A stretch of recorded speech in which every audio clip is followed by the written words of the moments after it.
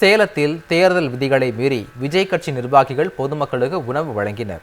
இது தொடர்பாக செய்தி சேகரிக்க சென்ற செய்தியாளர்களை தாவிகாவினர் மிரட்டியதால் பரபரப்பு ஏற்பட்டது.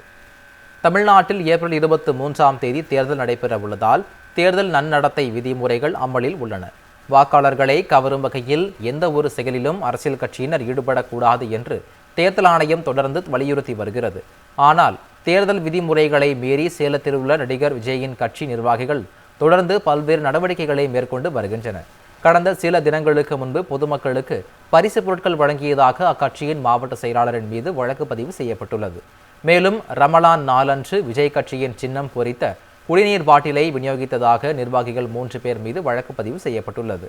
இந்நிலையில் சேலம் மாநகராட்சிக்குட்பட்ட கிச்சிபாளையம் பகுதியில் அக்கட்சியின் கோட்ட செயலாளர் ஷரத் என்பவர் தேர்தல் ஆணையத்திடம் எந்தவித அனுமதியும் பெறாமல் பொதுமக்களுக்கு காலைதோறும் உணவு வழங்கி மறைமுகமாக பிரச்சாரத்திலும் ஈடுபட்டு வந்ததாக கூறப்படுகிறது.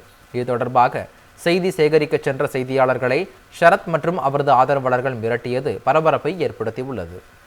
சேலத்தில் தேர்தல் விதிகளை மீறி விஜய் கட்சி நிர்வாகிகள் பொதுமக்களுக்கு உணவு வழங்கினர்.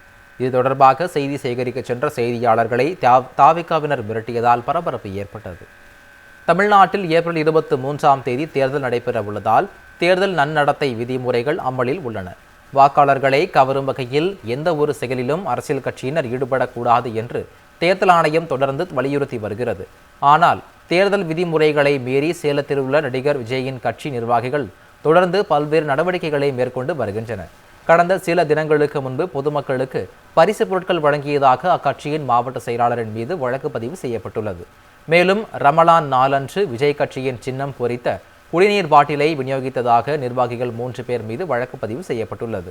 இந்நிலையில் சேலம் மாநகராட்சிக்குட்பட்ட கிச்சிபாளையம் பகுதியில் அக்கட்சியின் கோட்ட செயலாளர் ஷரத் என்பவர் தேர்தல் ஆணையத்திடம் எந்தவித அனுமதியும் பெறாமல் பொதுமக்களுக்கு காலைதோறும் உணவு வழங்கி மறைமுகமாக பிரச்சாரத்திலும் ஈடுபட்டு வந்ததாக கூறப்படுகிறது.